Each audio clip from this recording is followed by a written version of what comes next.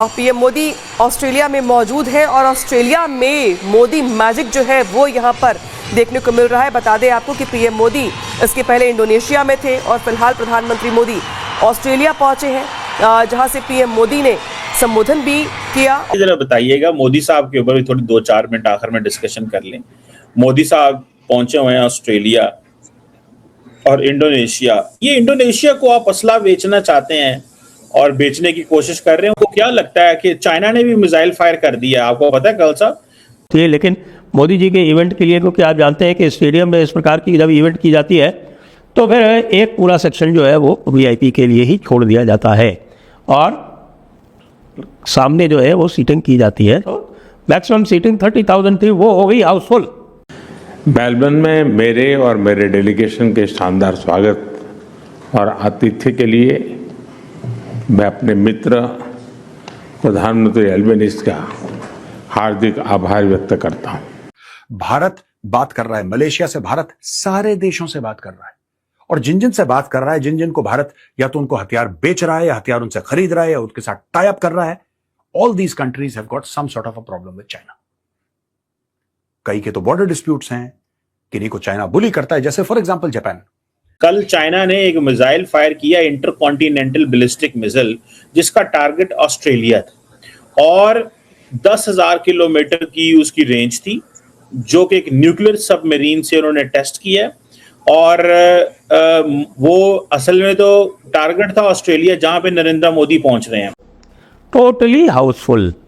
और इस रिसेप्शन में जो प्राइम मिनिस्टर है एल्बनी साहब, वो भी उपस्थित थे और उन्होंने भाई जैसा कि वो कहते रहते हैं कि वो एक मोदी जी के बड़े प्रशंसक हैं, तो फिर से उन्होंने प्रशंसा की। और इस दौरान बहुत सारी खास बातें भी कही क्रिकेट को लेकर, दोनों देशों के बीच रिश्तों को लेकर। और इस वक्त पीएम मोदी ऑस्ट्रेलिया में मौजूद है और ऑस्ट्रेलिया में प्रधानमंत्री मोदी का जिस तरीके से जो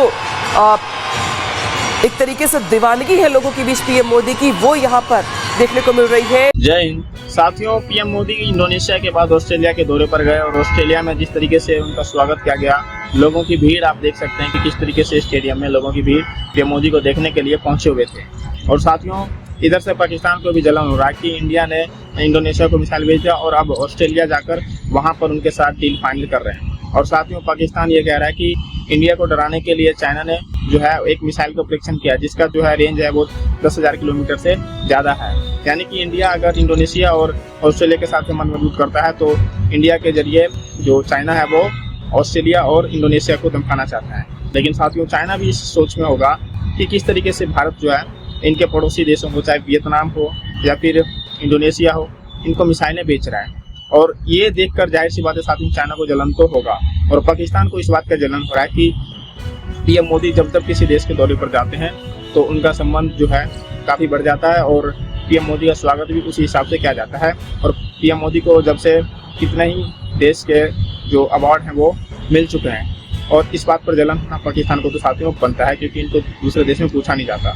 और साथियों, और चाइना को इस समय इसलिए जलन हो रहा है क्योंकि चाइना अपनी नीति के हिसाब से भारत को घेरने की कोशिश कर रहा था अपने इंडिया के आसपास के देशों को कर्ज देकर। लेकिन साथियों, भारत ने इसके विपरीत नया चाल खेल दिया, जिसके कारण भारत अब चाइना को ही घेरने की कोशिश कर रहा है और भारत जो चाइना के विरोधी देश हैं उनके साथ अपना संबंध मजबूत करता जा रहा है और उनसे हथियार की डील भी कर रहा है। और क्योंकि इंडिया, ऑस्ट्रेलिया, इंडोनेशिया एक ट्राइलैटरल मैकेनिज्म है, तो बेसिकली चाइनीज ने इंडियंस को, इंडोनेशियंस को, ऑस्ट्रेलियंस को एक ही मिसाइल फायर से डराया है।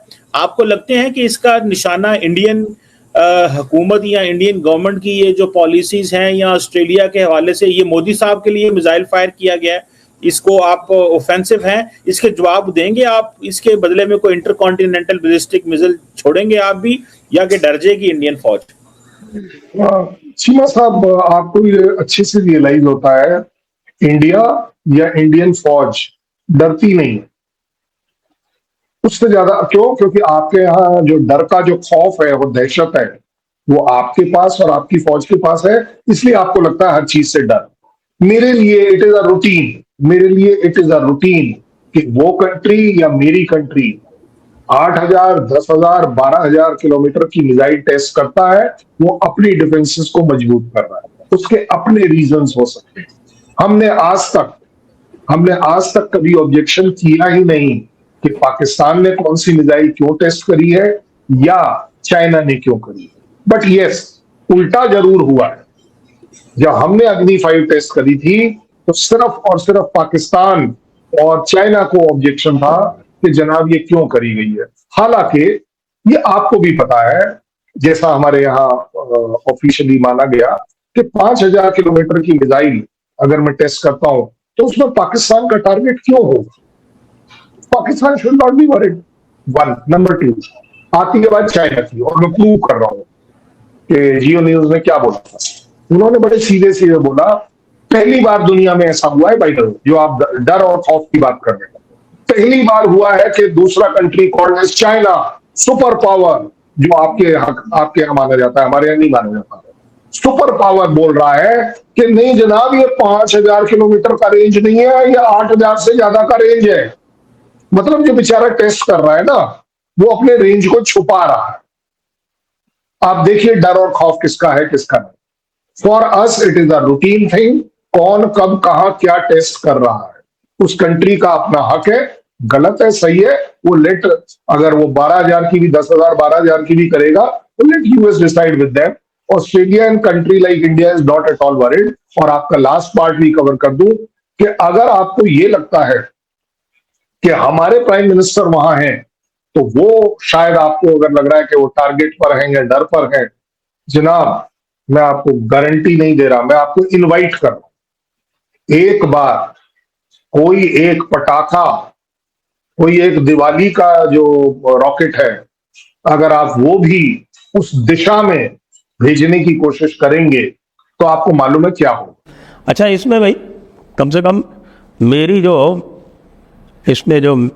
मेरा जो विचार है और मेरा मंतव्य रहता है वो ये रहता है कि जब भारत का प्रधानमंत्री विदेश जाता है तो पूरे भारत का प्रतिनिधित्व करता है। उसमें किसी प्रकार की राजनीति न तो किसी को करनी चाहिए और न किसी को इसमें भारत की जो हित है उसके अतिरिक्त किसी भी स्तर की कोई और आलोचना की जानी चाहिए। जो भारत के हित हैं उनके अनुसार यदि आपको लगता है कि साहब कोई गलत हो रहा है तो फिर आपकी आलोचना भी पूरी तरह से उचित है।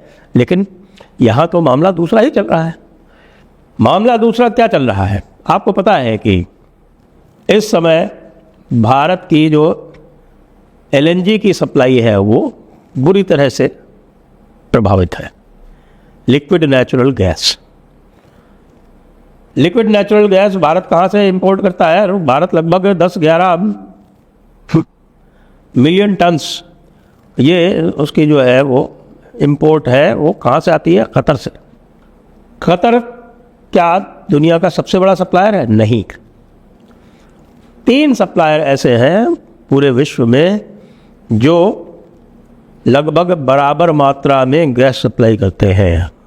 और वो कोई 80-82 मिलियन टन्स की बात आती है, वो उसमें एक ऑस्ट्रेलिया भी है।